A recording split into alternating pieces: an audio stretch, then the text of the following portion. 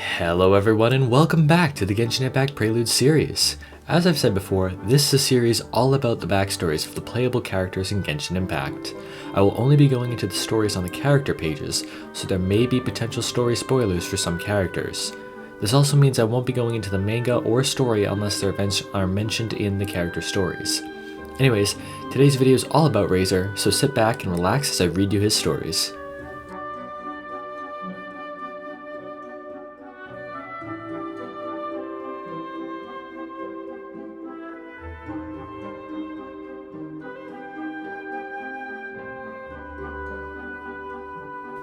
Razor is a boy whose identity is shrouded in mystery.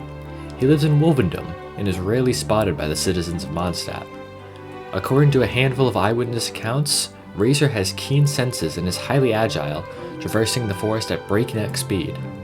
He is often seen in the company of his wolf pack, while generally avoiding contact with humans. Some speculate that he was an orphan raised by the wolves, while others say he's a wolf spirit that has taken on a human form. Such rumors only add to the mystery of the Wolf Boy, as the citizens of Mondstadt call him. Meanwhile, Razor the Wolf Boy stands all the while on the hilltops with his head held high, basking in the warm sunlight.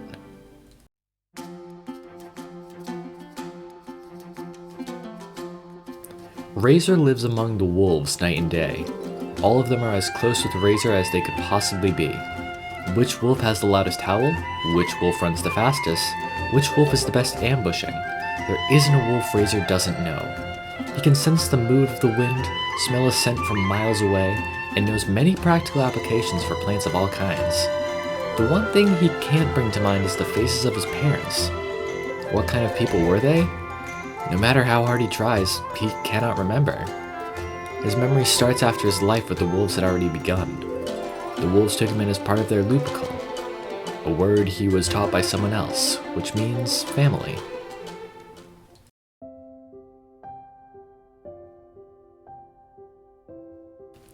Tiny singing things are flying in the sky.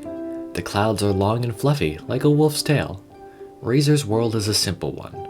On a sunny day, you run around hunting or try and beat your prey to the ripe fruits.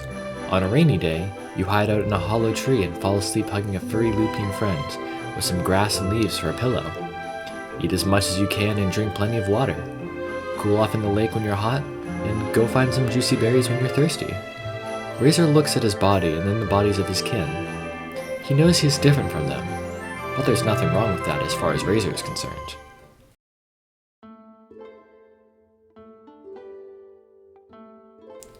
One day, a tall man came to the mountains and disrupted Razor's peaceful life. Razor did not know who the man was, only that he was a human.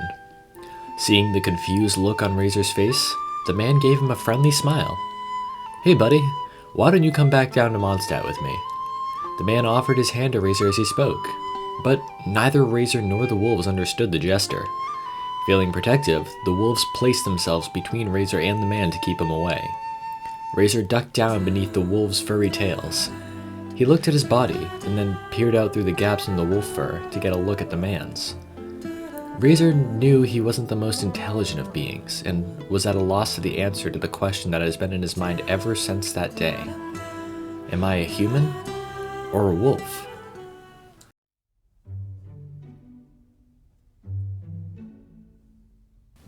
It was that man who gave Razor his name. The simple wolf boy could not understand the intricacies of human language, but he knew from the look on the man's face when he produced this sound that the man was giving him a name. Razor. The shadows cast by the trees of Wolvendom grew short, and then grew long again. The man taught Razor how to swing his sword. Unwieldy though this steel claw may be, thought Razor, it was at least sharp enough to cut through tree branches. Now you can protect your friends. Friends. Razor imitated the sounds the man made, without understanding what they meant. Similarly, he did not understand why the names of things were all that important in the first place. After all, he never learned the name of that man before he left.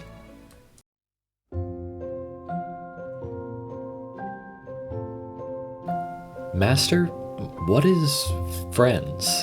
Razor once asked of his new mentor, working at the limits of his vocabulary. His purple-clothed mentor seems to know it all, from how to make hash browns from potatoes in the ground to the name of the brightest star in the summer night sky. However, Lisa simply smiled and yawned without answering him. Razor thought about it when the wind blew, when the rain fell, even when wolfhook berries got stuck in his fur. He just couldn't figure it out. Until one day, Razor met a bright red Bernie girl. They stood in the wind together, got soaked in the rain together. She even rolled around in the wolfhook bushes with him.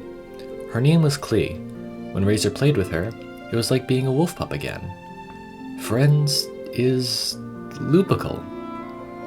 Razor may not understand the complexities of human relationships, but he has an honest primal loyalty to him. So, protect friends, lupical, with life. The wolf pack howls in the distance, summoning him home. Razor still does not know if he is a human or a wolf, but he is happy either way.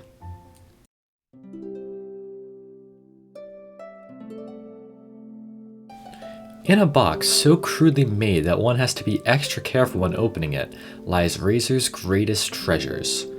The broken off hilt of a greatsword, a children's storybook called The Wolf in the Windwheel Aster, and a dry, withered floor-leaf clover. Though he understands neither the intricacies of human relations nor the ways of the world, Razor knows that these gifts are from the ones known as friends, and that is what makes them his most treasured possessions of all.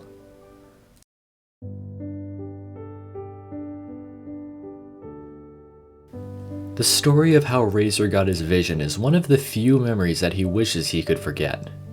One day, during a lightning storm, an abyss mage ambushed Razor from behind and dragged him away. The wolf pack ran to his aid and put up a fearless fight, but every last one of them was defeated by the abyss mage. As he looked on helplessly at his dear companions being harmed, Razor let out an almighty roar like that of a cornered animal. Lupical! Fueled by his almighty fury, a lightning-like power grew up inside, and suddenly an overload of elemental energy was flowing within him. He was ready to protect. He was ready to avenge. He threw off his shackles and raised his weapon. The abyss mage was overwhelmed and defeated by wild, unfettered frenzy of electro energy. But this time, it was too late to save Razor's woven companions. Though he had obtained a vision, Razor was still unable to manipulate electro energy with finesse. One day, many moons later, when he met the Witch of Purple Rose, Lisa, he began to study human knowledge. Friends hurt. Never again. I will protect them. With each day, Razor grew more skilled in the use of his vision. He made a silent promise to himself. I will become stronger. I will become the strongest of them all. Because the day may come when his lupical faces another threat, and this time, he will protect them. And those are all of Razor's stories. Much like Barbara, his story does not continue in the manga, but he does have a role in the game's story, even introducing us to a weekly boss, so I suggest that you check that out too. Anyways, thank you so much for watching. I really hope you enjoyed this video. Have a wonderful day, and I'll see you all in the next video.